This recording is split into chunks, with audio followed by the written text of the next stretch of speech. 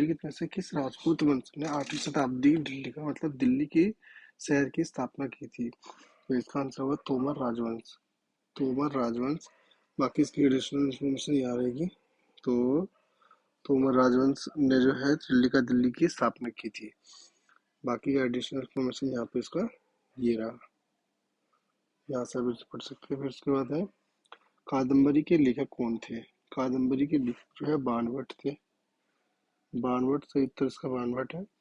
की पॉइंट में है कादम्बरी बाणभट्ट द्वारा लिखी गई उपन्यास थी और उपन्यास दो भागों में विभाजित है। दोनों भाग बाणभट्ट द्वारा लिखित, उत्तर भागा भूषण भट्ट द्वारा लिखित है। यह नायक चंद्रपीड़ा और नायिका कादम्बरी के बीच एक प्रेम कहानी है। इसके कुछ इम्पोर्टेंट पॉइंट्स है बाणभट्ट के। वे 7वीं शताब्दी के संस्कृत कवि थे और उन्होंने प्रसिद्ध हर्षचरित्र लिखे हैं। उनकी जो अन्य रचनाएं हैं वो है चंडी शतक और पार्वती परिणय। नेक्स्ट क्वेश्चन है नदियों का कौन सा समूह प्रायद्वीप जल निकासी प्रणाली का हिस्सा है? तो इसका सही आंसर है महानदी और गोदावरी। महानदी और गोदावरी। इसके यहाँ पे एडिशनल है की पॉइंट्स है। महानदी और गोदावरी दो प्रमुख नदियां हैं जो भारत में प्रायद्वीप जल निकासी प्रणाली का हिस्सा है और इसमें है कि पुरानी नदियों से बनी है जिसका एक निश्चित मार्ग है और मौसम के साथ दिशा या विशेषताओं में कोई खास बदलाव नहीं होती है। इस प्रणाली के प्रमुख नदियां हैं महानदी, गोदावरी और नर्मदा और ताप्ती। और ये नदियां मुख्य रूप से भारत के ग्रामीण इलाकों से बहती है और भारतीय लोगों के लिए इनका न केवल भौगोलिक बल्कि सांस्कृतिक और धार्मिक महत्व भी है। हाँ, अगला क्वेश्चन है इनमें से कौन सी तरंगे विद्युत चुंबकीय तरंगे हैं? तो इसका आंसर है इसमें से उपरोक्त में से कोई भी नहीं। सही उत्तर इसका विकल्प 4 है और ये इसके एडिशनल इन्फॉर्मेशन यहाँ पर है कुछ। ये तरंगे वे तरंगे जिनके विद्युत और चुंबकीय क्षेत्र कंपन होते हैं विद्युत चुंबकीय तरंगे कहलाती है। बाकी इसके कुछ इन्फॉर्मेशन यहाँ है, इसके उदाहरण है जो यहाँ से पढ़ सकते हैं। अगला क्वेश्चन है निम्नलिखित में से किस शासक ने देवपुत्र या ईश्वर का पुत्र की उपाधि धारण की थी? निम्नलिखित में से किस शासक ने देवपुत्र या ईश्वर का पुत्र की उपाधि धारण की थी? तो इसका आंसर जो है वो है कुषाण शासक। कुषाण शासक थे जिनके की पॉइंट्स कुछ यहाँ पर है। तो वो है कुषाण शासक ने देवपुत्र या ईश्वर के पुत्र की उपाधि धारण की और इसके की पॉइंट्स है सरदारों और राजाओं द्वारा उच्च स्थिति का दावा करने का एक तरीका विभिन्न देवताओं के साथ पहचान करना था।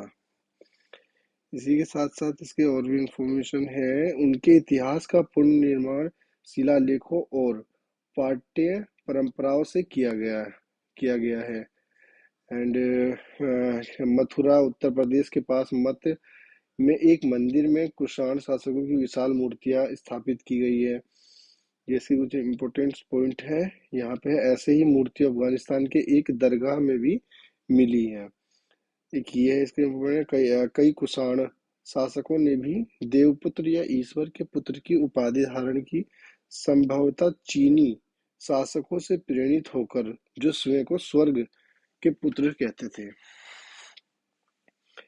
इसकी कुछ इम्पोर्टेंट्स की पॉइंट्स है यहाँ पे। अगला क्वेश्चन है हमारा कि एक प्रसिद्ध बौद्ध ग्रंथ है, इनमें से कौन सा एक प्रसिद्ध बौद्ध ग्रंथ है? तो इसका सही आंसर है दिग निकाय। दिग निकाय जो है इस सब में से जो है प्रसिद्ध बौद्ध ग्रंथ है। इसकी की पॉइंट्स यहाँ पर है। जैसे कहा जा सकता है कि बौद्ध धर्म दुनिया के सबसे बड़े धर्मों में से एक है और इसकी उत्पत्ति लगभग 2500 साल पहले भारत में हुई थी।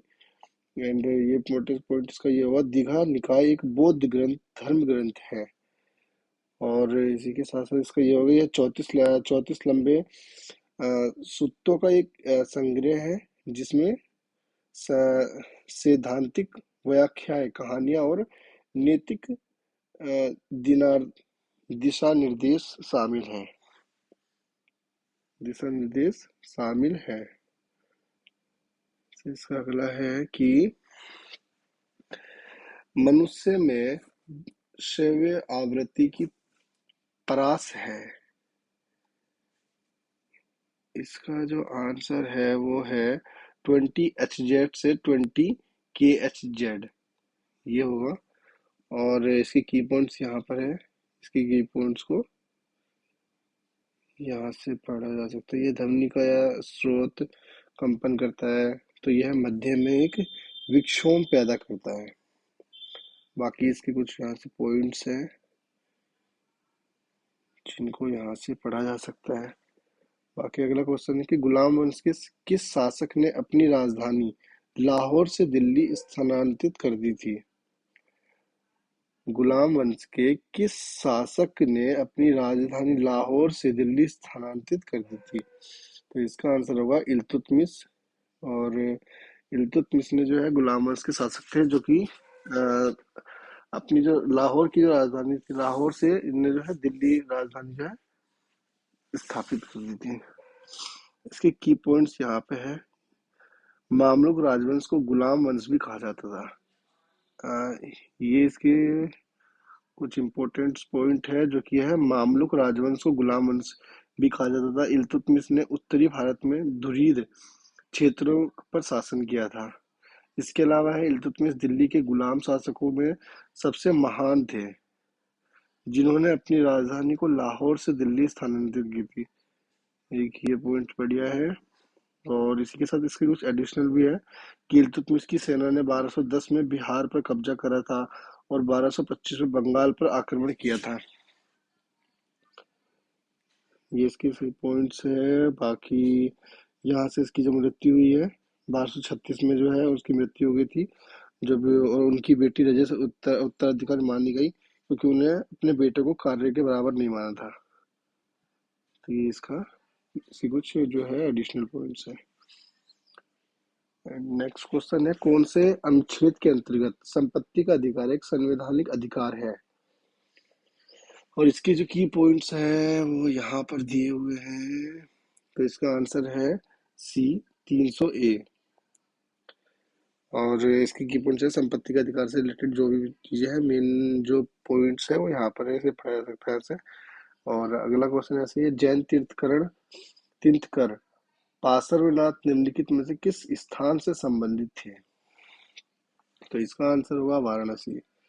Varanasi answer A. सही उत्तर ये है इसका। तीर्थकर पार्श्वनाथ, यहाँ से इसके कुछ इंफॉर्मेशन, जैसे कि वह राजा अश्वसेन और वाराणसी की रानी वामा के पुत्र थे। उन्होंने सम्मेद शिखर पर निर्वाण प्राप्त किया, अतः विकल्प एक सही है इसका आंसर। ये इसके मुख्य पॉइंट्स है। और बाकी यहाँ पे ये देखा जा सकता है इम्पोर्टेंट कि तीर्थकर जो अयोध्या में पैदा हुए हैं, जो कि अयोध्या में पैदा हुए, तीर्थकर जो अयोध्या में पैदा हुए, जैसे कि ऋषभनाथ है पहले, अजीतनाथ दूसरे, अभिनंदनाथ चौथे, सुनतीनाथ पांचवे और अनंतनाथ 14वें हैं, जो कि ये इम्पोर्टेंट्स हैं। तीर्थकर जो वाराणसी में पैदा हुए, ये जो है अयोध्या में पैदा हुए और ये जो है वाराणसी में हुए। वाराणसी में कौन कौन है? तो पार्श्वनाथ 23वें हैं, सुपार्श्वनाथ 7वें, चंद्र प्रभु 8वें और श्रेयासनाथ 11वें।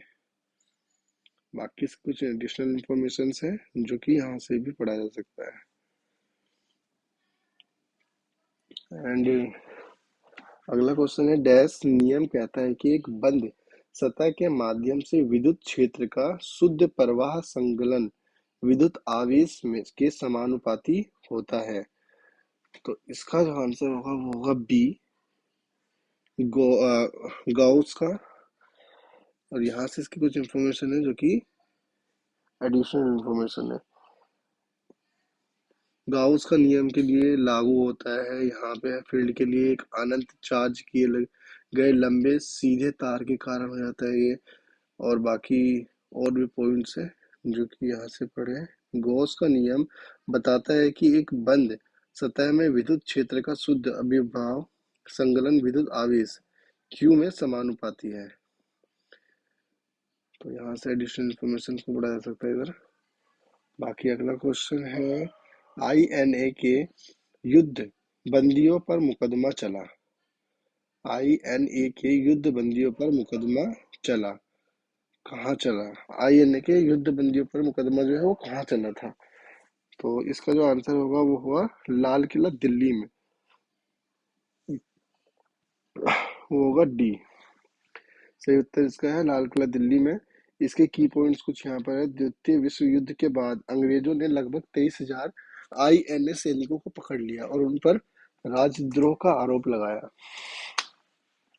नवंबर 1945 में लाल किले में आईएनए परीक्षण शुरू हुआ। ये इसकी जो है इम्पोर्टेंट पॉइंट है। यहाँ से जैसे कि एस एन खान, पी के सहगल और जी एस ढिल्लों पहले 3 वरिष्ठ आईएनए अधिकारी हैं जो आज़ादी के लिए लड़ते हुए भारत के प्रतीक बने। यहाँ पे 1946 में रॉयल इंडिया नेवी और रॉयल इंडिया एयरफोर्स ने विद्रोह कर दिया था।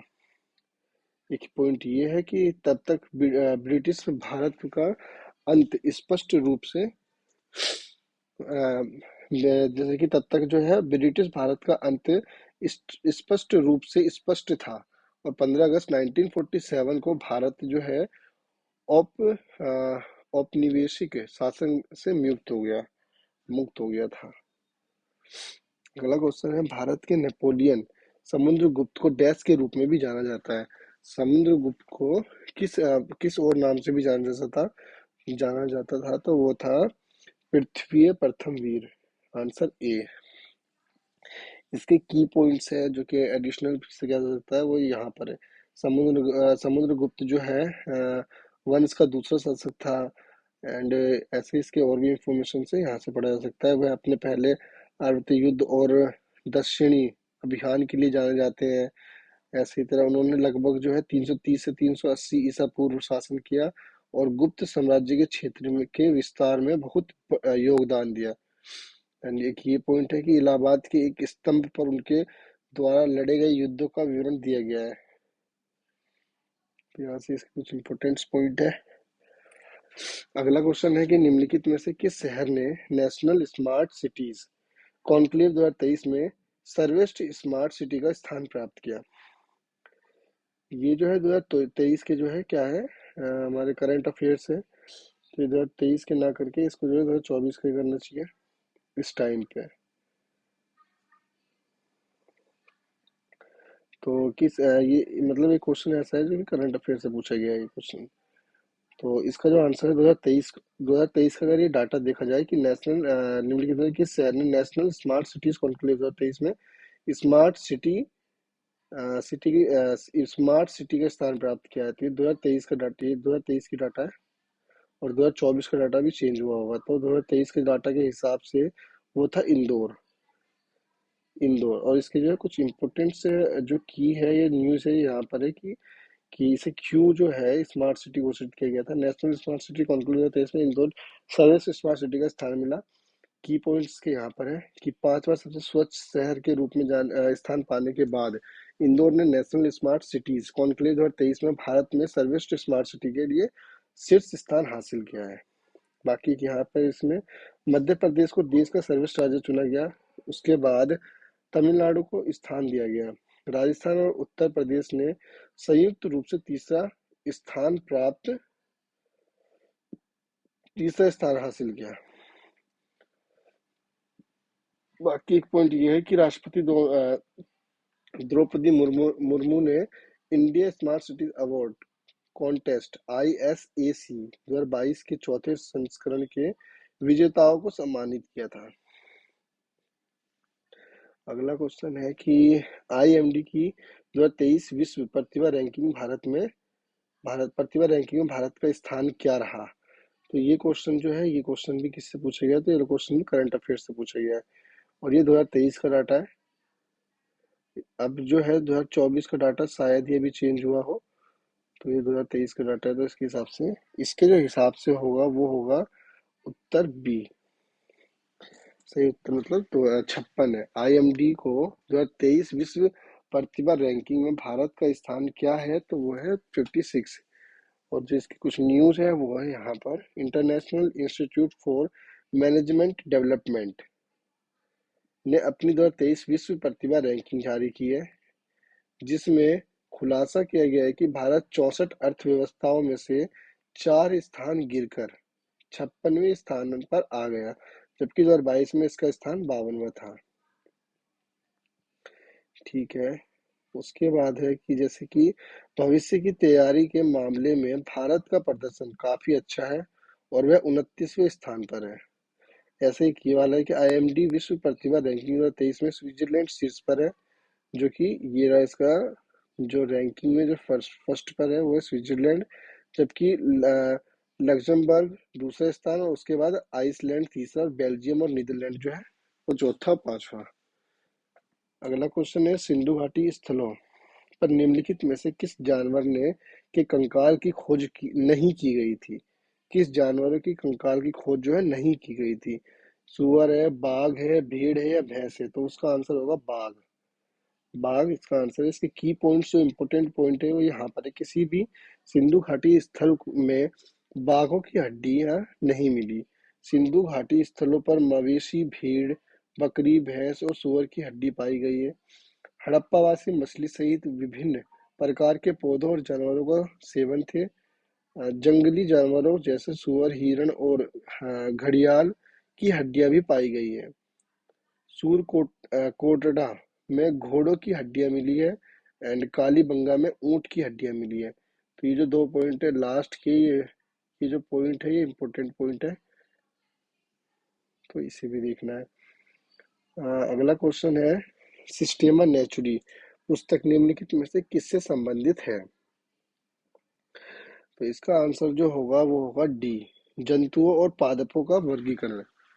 बाकी इसकी जो एडिशनल इंफॉर्मेशन है वो यहाँ पर है, यहाँ से पढ़े। अगला क्वेश्चन है, 2011 की जनगणना के अनुसार भारत में दूसरा सबसे अधिक जनसंख्या वाला महानगर कौन सा है?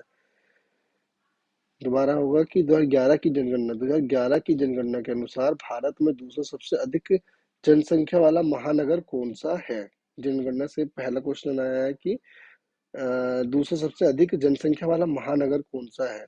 अगर दूसरे की बात पूछी जाएगी तो यहाँ पे होगा दिल्ली। बाकी इसकी जो एडिशनल इंफॉर्मेशन है वो यहाँ पर है कि 2011 की जनगणना के अनुसार मुंबई 1.8 करोड़ से अधिक लोगों की जनसंख्या वाला भारत का सबसे अधिक जनसंख्या वाला महानगर है। मतलब कि जो नंबर 1 पर है वो है मुंबई। मुंबई जो कि नंबर 1 पे रहा, जो कि इसमें जो है 1.8 करोड़ 1.8 करोड़ से भी अधिक लोग की जनसंख्या है यहाँ पे।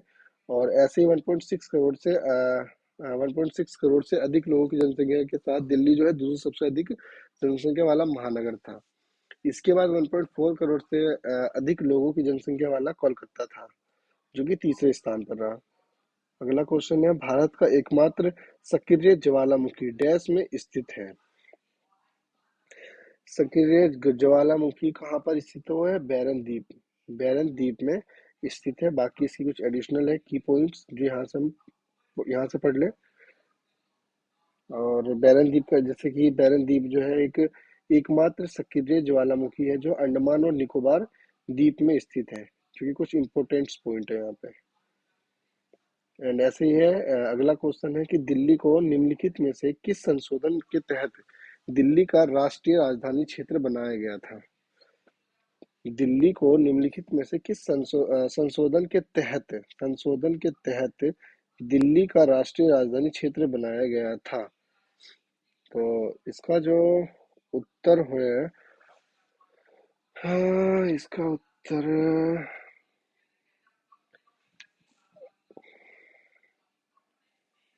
इसका जो उत्तर है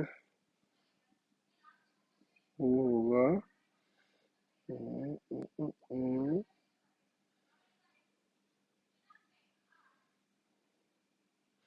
69वां संविधान संविधान लिखित में से किस स्थान को भारत की चक्रवात राजधानी के रूप में भी जाना जाता है? तो वो है सुंदरबन। इसके जो की पॉइंट्स है कुछ इंपॉर्टेंट पॉइंट जो यहाँ पर है। भारत का एक एटलस, भारत मौसम विज्ञान विभाग आईएमडी के द्वारा यहाँ पे है वेब एटलस जो है।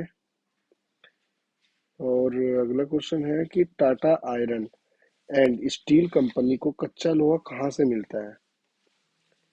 Tata iron and steel company को जो कच्चा लोहा है वो कहाँ से मिलता है? तो वो है नोवा मोडी, यहाँ से भी मिलता है, गोवा से मिलता है, और होक्टा ब्रू से भी मिलता है। मतलब कि उपरोक्त सभी इसका सही उत्तर होगा।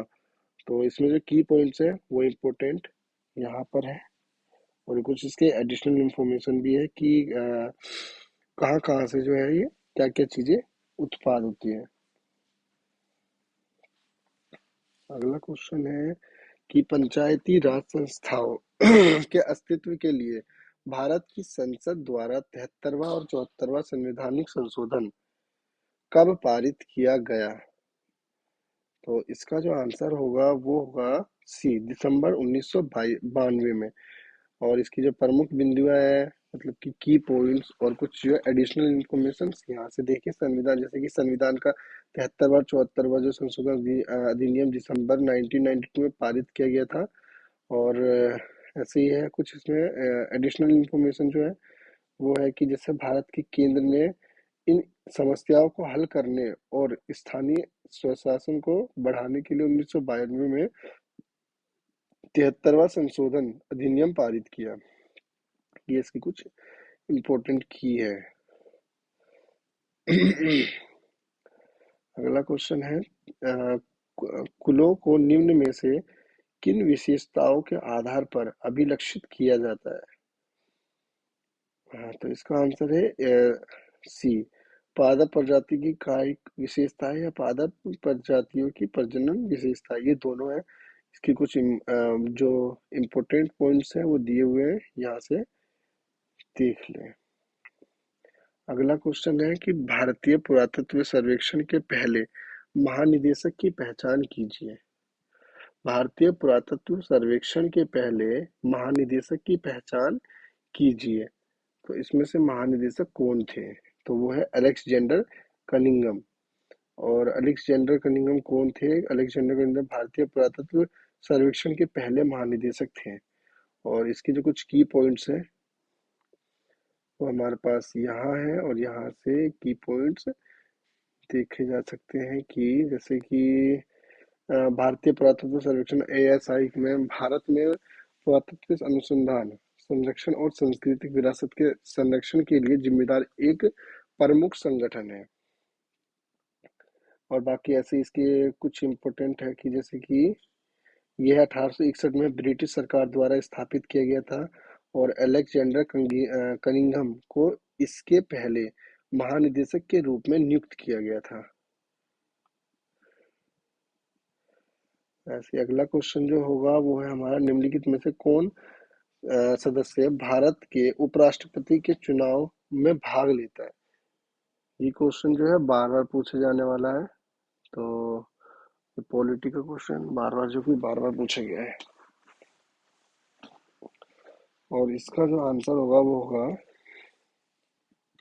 जो मनोनीत, मतलब संसद के जो निर्वाचित और एवं जो मनोनीत सदस्य होते हैं वो जो है उपराष्ट्रपति के चुनाव में भाग ले सकते हैं। जैसे इसके जो है की पॉइंट्स है वो हमारे सामने, यहाँ से की पॉइंट्स जो है देखते हैं इसके की पॉइंट्स में क्या क्या चीजें हैं। जैसे कि भारतीय संविधान के अनुच्छेद 66 के अनुसार देश के उपराष्ट्रपति का चुनाव एक निर्वाचक मंडल के सदस्यों द्वारा किया जाता है, जिसमें संसद के दोनों सदनों के सदस्य शामिल होते हैं। ठीक है। एक मेन पॉइंट है, राष्ट्रपति के ठीक बाद यह उपराष्ट्रपति है, और यह भारत में दूसरा सबसे बड़ा संवैधानिक पद है। ये भी इम्पोर्टेंट है। जैसे कि ये है, राज्य विधानमंडल के सदस्य भारत के उपराष्ट्रपति के चुनाव में भाग लेने के लिए पात्र नहीं है। एंड एक ये वाला है कि भारत के राष्ट्रपति जो है विभिन्न नियुक्तियों के लिए जिम्मेदार होता है, जैसे कि उच्च न्यायालय और सर्वोच्च न्यायालय के मुख्य न्यायाधीश और न्यायाधीश, एंड राज्यों के राज्यपाल, महान्यायवादी, अखिल भारतीय सेवाएं मतलब कि यूपीएससी सेवा अधिकारी, और यूपीएससी के अध्यक्ष और सदस्य के रूप में जो है ये नियुक्ति करवाता है। और उपराष्ट्रपति 5 वर्षों तक का पद रहता है इनका, और उपराष्ट्रपति जो है राज्यसभा का पदेन सभापति होता है। अगला क्वेश्चन है, निम्नलिखित में से कौन सी पहाड़ी पश्चिमी घाट का हिस्सा है? इसका जो आंसर है वो है ए, अन्नामलाई पहाड़ी। इसकी जो की पॉइंट्स हैं वो यहाँ पर है, और इसके कुछ एडिशनल पॉइंट्स हैं वो भी इसमें दिए हुए हैं, की पॉइंट्स और एडिशनल पॉइंट्स। अगला क्वेश्चन है कि भारतीय संविधान के अंतर्गत एकल नागरिकता के प्रावधान हेतु किस देश के संविधान से प्रेरणा ली गई है? किस संविधान से प्रेरणा ली गई है? तो वो है हमारा संयुक्त राज्य अमेरिका। संयुक्त राज्य अमेरिका। इसकी जो की पॉइंट्स है वो है नागरिकता। इसकी की पॉइंट्स है कि जैसे कि नागरिकता नागरिकता के लिए जो इसकी की पॉइंट्स है वो है, भारत के संविधान निर्माता ब्रिटिश संसदीय प्रणाली और कानूनी परंपराओं से काफी प्रभावित है। और जो इसका सेकंड पॉइंट है वो है कि एकल नागरिक की अवधारणा का अर्थ है कि भारत का प्रत्येक नागरिक केवल देश का नागरिक है, न कि भारत के किसी विशेष राज्य या क्षेत्र का। ठीक है। और जैसे यहाँ पे है कि कनाडा में भारत की तरह ही एकल नागरिकता की प्रणाली है, जिसमें नागरिक केवल कनाडाई होते हैं और किसी प्रांत या क्षेत्र से संबंधित नहीं होते हैं।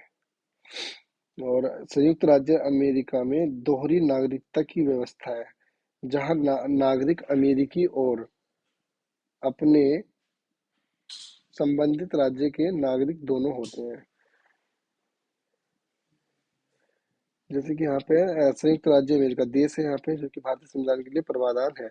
मौलिक अधिकार, न्यायपालिका की स्वतंत्रता, न्यायिक समीक्षा, राष्ट्रपति पर महाभियोग, उच्चतम न्यायालय और उच्च न्यायालय के न्यायाधीशों को हटाया जाना, उपराष्ट्रपति का पद। ये है इसकी कुछ एडिशनल इंफॉर्मेशन। और अगला क्वेश्चन जो है वो है हमारा कि किस भारतीय सम्राट के शासनकाल में दिल्ली में जामा मस्जिद का निर्माण किया गया था?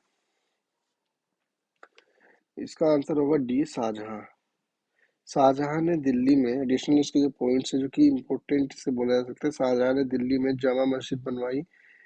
यह उस समय की सबसे बड़ी और सबसे भव्य मस्जिदों में से एक थी। एंड दिल्ली में प्रसिद्ध लाल किला, इसके रंग महल, दीवान आम दीवान एक खास शाहजहां की रचना थी।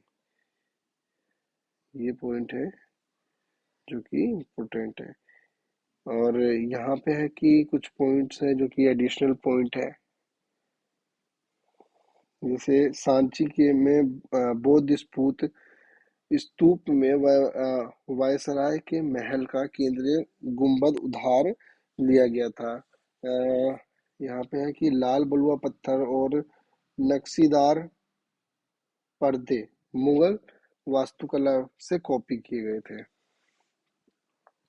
अगला क्वेश्चन है, महाराणा कुंभा के शासनकाल में दिल्ली सल्तनत में किन राजवंशों का शासक था? तो इसका आंसर होगा सैयद, और इसका जो आंसर होगा वो होगा सी, सैयद लोधी वंश।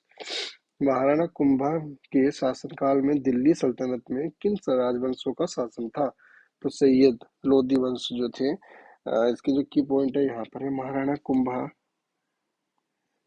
कुंभा 1433 ईस्वी में मेवाड़ के शासक बने और 1468 ईस्वी तक लगभग 30 वर्षों तक शासन किया। इन्होंने 30 वर्ष तक शासन किया था। जैसे महाराणा कुंभा के काल को भारतीय कला के इतिहास में स्वर्णिम काल कहा जाता है। ये है जो कि थोड़ा इम्पोर्टेंट पॉइंट होगा इसके लिए। मेवाड़ में कुल 84 किले हैं, जिनमें से 32 किले महाराणा कुंभा ने बनवाए थे मेवाड़ में।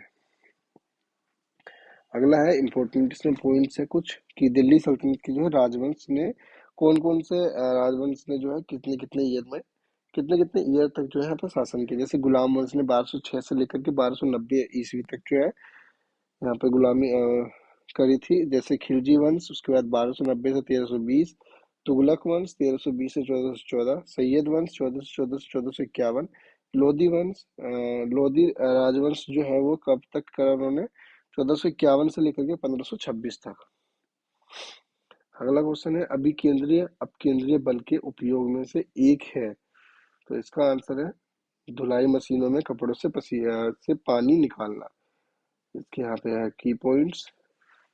निम्नलिखित अगला क्वेश्चन है निम्नलिखित में से कौन सी भारत में मीठे पानी की झील नहीं है।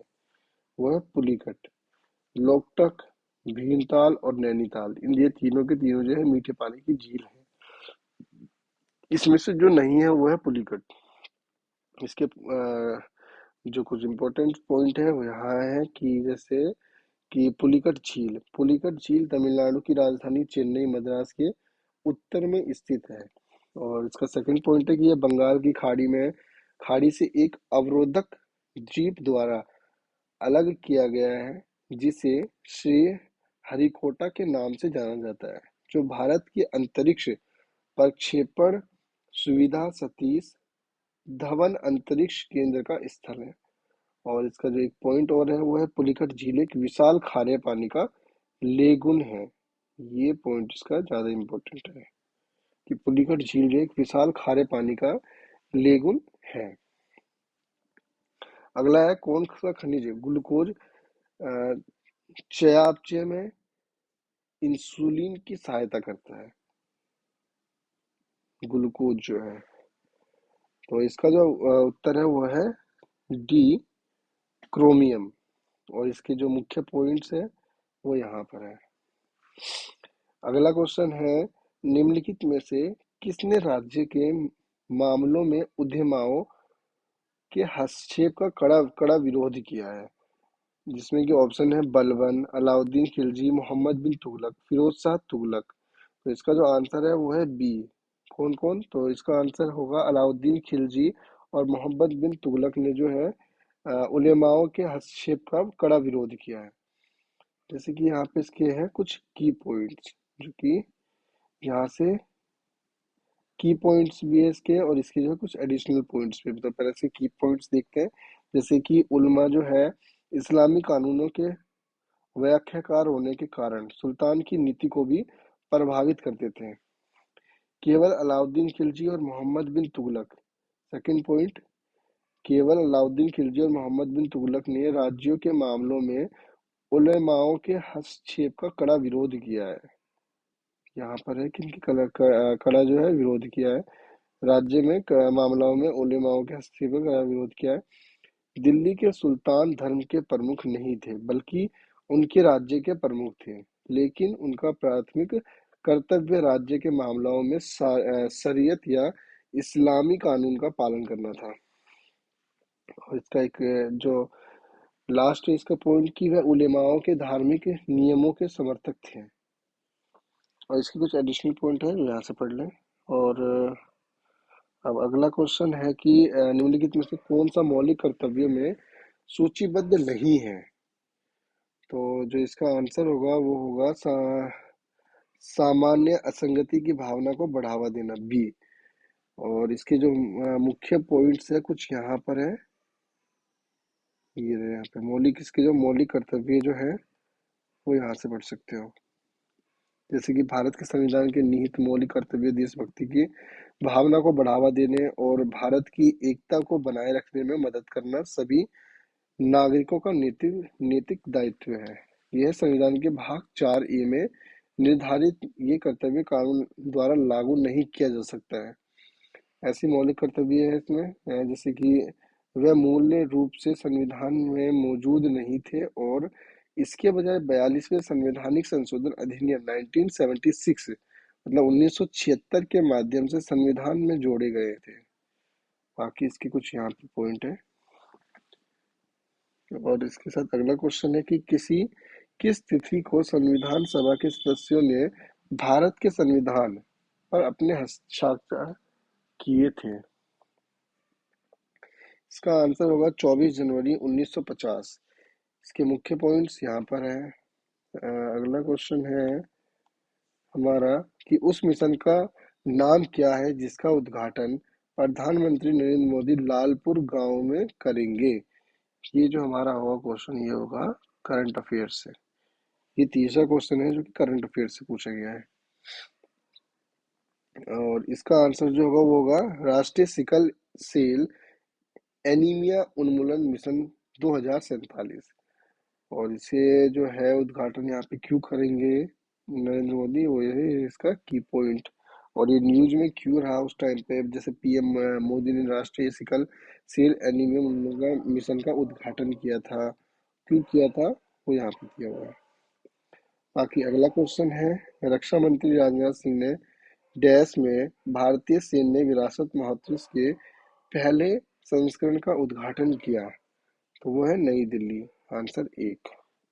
रक्षा मंत्री राजनाथ सिंह ने डैश में भारतीय सैन्य विरासत महोत्सव के पहले संस्करण का उद्घाटन किया, तो वो आंसर है एक और ए, जो कि है नई दिल्ली। और इसकी जो ये इसकी की पॉइंट्स यहाँ पर है, मुख्य विशेषता जो भी है इसके वो यहाँ पर दिए हुए हैं। अगला क्वेश्चन है, निम्नलिखित में से किस एजेंसी ने ऑपरेशन चक्र 2 लॉन्च किया, तो इसका जो आंसर होगा वो होगा सीबीआई ए। किसने लॉन्च किया, तो सीबीआई ने लॉन्च किया। क्या चीज, तो ऑपरेशन चक्र 2। और इसके एडिशनल की पॉइंट्स यहाँ पर है कि जैसे कि केंद्रीय जांच ब्यूरो सीबीआई ने ऑपरेशन चक्र 2 नामक एक ऑपरेशन में भारत में साइबर अपराधियों पर व्यापक कार्रवाई की। और जिससे धोखाधड़ी योजना को एक नकली क्रिप्टो खनन ऑपरेशन के रूप में प्रस्तुत किया गया और बिना संदेह किए भारतीय नागरिकों को लक्षित किया गया। और ये लास्ट क्वेश्चन है, निम्नलिखित में से कौन भारत के संविधान का संरक्षक है, संरक्षक है। इसमें से जो आंसर होगा भारत का सर्वोच्च न्यायालय। और इसके की पॉइंट्स यहाँ पर है, आंसर इसका डी है, भारत का सर्वोच्च न्यायालय। जैसे कि भारत का सर्वोच्च न्यायालय जो है भारत के संविधान का संरक्षक है, ठीक है। यह मौलिक अधिकारों अनुच्छेद 32 का संरक्षक है, ठीक है। इसमें जो है जो भी इम्पोर्टेंट है वो यहाँ पे पॉइंट्स देख ले, और कुछ इसमें एडिशनल पॉइंट्स भी है वो यहाँ से भी दिखाया जा सकता है।